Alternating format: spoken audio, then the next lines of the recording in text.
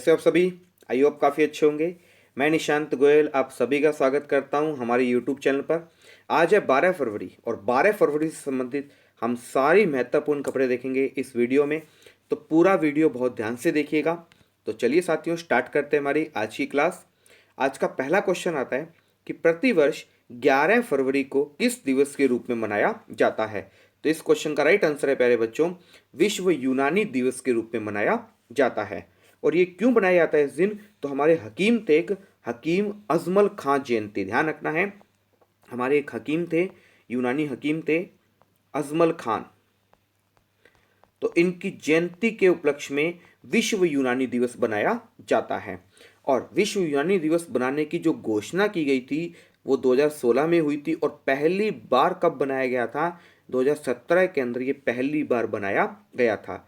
और हकीम अजमल खान का जन्म हुआ था इस दिन 11 फरवरी 1868 को इनका जन्म हुआ था। और इनके जन्म दिवस को ही यूनानी दिवस के रूप में मनाया जाता है। नेक्स्ट क्वेश्चन की अगर बात करें, उपभोक्ता संरक्षण नियामक CCPA ने नियमों के उल्लंघन के चलते किसके उत्पादनों के विज्ञापन पर रोक लगा दी है। तो इस क्वेश्चन का राइट आंसर आता है प्यारे बच्चों, सेंसोडाइन के विज्ञापनों पर क्या लगा दी है, रोक लगा दी है। और रोक किसने लगाई है, उपभोक्ता संरक्षण नियामक ने रोक लगा दी है। नेक्स्ट क्वेश्चन की बात करें, किस केंद्रीय मंत्री को 18वें माधव राय लियमे पुरस्कार से सम्मानित किया गया है। तो इस क्वेश्चन का राइट आंसर आता है नितिन गडकरी को सम्मानित किया गया है। नितिन गडकरी की बात करें तो केंद्रीय सड़क परिवहन और राजमार्ग मंत्री हैं नितिन गडकरी को पहली बार वर्ष 2020-21 के लिए, ध्यान रखना है प्यारे बच्चों, 2020-21 के लिए कार्यक्रम खासदार की श्रेणी में 18वें स्वर्गीय माधव राय लेमे पुरस्कार से नवाजा गया है। और इस पुरस्कार के अंदर इन्हें 50,000 रुपए की नगद धनराशि और एक स्मृति चिन्ह क्या किया गया है, भेंट किया गया है। और नितिन गडकरी की बात करें तो इनका चुनाव सभा क्षेत्र कौन सा है, तो इनका चुनाव सभा क्षेत्र है नागपुर है, महाराष्ट्र का अंदर है नागपुर, इनका चुनाव सभा क्षेत्र है। नेक्स्ट क्वेश्चन की बात करें, राष्ट्रपति जो बाइडेन ने किस शीर्ष विज्ञान सलाहकार ने अपने पद से इस्तीफा दे दिया है।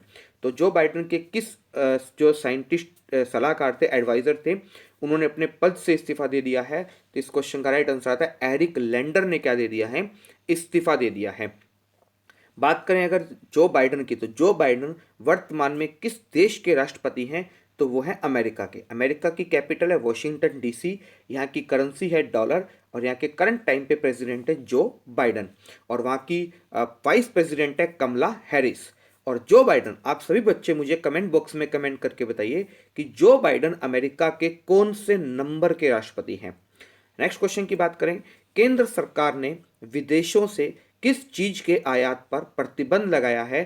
तो इस क्वेश्चन का राइट आंसर आता है विदेशी ड्रोन पर क्या लगा दिया है, प्रतिबंध लगा दिया। आपने ड्रोन देखा होगा जो शादियों के अंदर ऊपर की तरफ से जाकर उड़कर हमारे फोटोज वीडियोस वगैरह लेते हैं।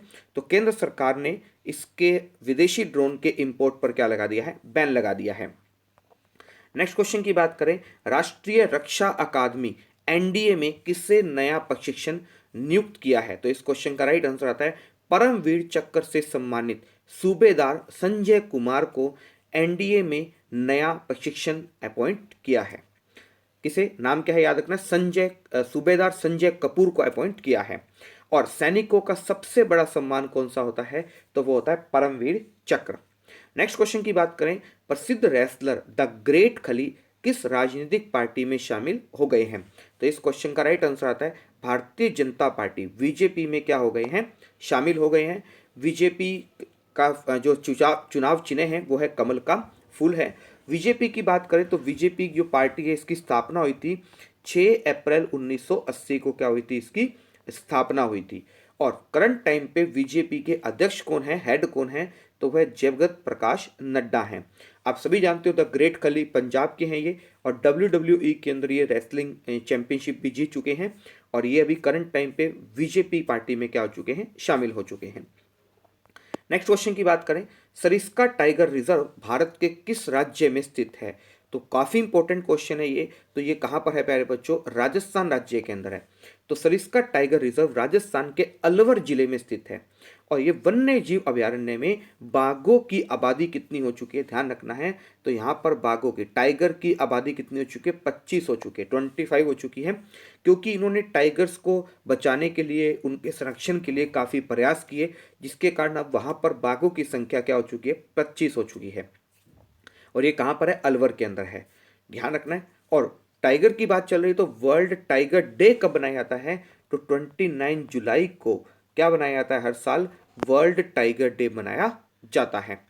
बात करें अगर हम राजस्थान की, तो राजस्थान की कैपिटल है जयपुर, वहाँ के सीएम है अशोक गहलोत, और वहाँ के जो गवर्नर है वो है कलराज मिश्र हैं। इसी के साथ आपको याद रखना है कि टाइगर सरिस्का टाइगर रिजर्व कहाँ पर है, तो ये राजस्थान में है। रणथंबोर कहाँ पर है नेशनल पार्क, तो ये भी ध्यान रखना है, राजस्थान के अंदर है। केवला देवी नेशनल पार्क, ये भी कहाँ पर है प्यारे बच्चों, और राजस्थान के अंदर है।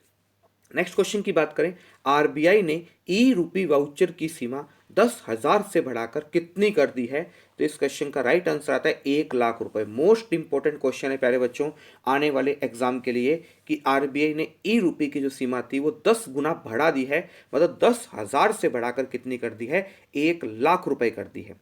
तो अभी एक नाम आया आपके सामने, ई रूपी। तो ये ई रूपी क्या है, ई रूपी पेमेंट का एक कैशलेस और कॉन्टैक्टलेस तरीका है। इसका सबसे बढ़िया फायदा क्या होता है कि आपने देखा होगा, योजनाओं का जो पैसा होता है वो हम तक नहीं पहुंच पाता, या जितना मिलता है उतना नहीं पहुंच पाता, अब वो सीधा पैसा आपके खाते में आएगा, और इसका यूज उसी काम के लिए हो सकेगा जिसके लिए इसे भेजा गया है। जैसे आपने देखा होगा स्कूल के अंदर या कॉलेज के अंदर जो बच्चे बाहर हॉस्टल में रहते हैं, तो अपने पेरेंट्स को फ़ोन करते हैं कि मम्मी मुझे 1,000 रुपये चाहिए बुक्स के लिए, लेकिन वो बाद में बुक्स के लिए पैसा जब आता है तो उससे बुक्स ना खरीद कर अपने और कामों में पैसा खर्च कर देते हैं।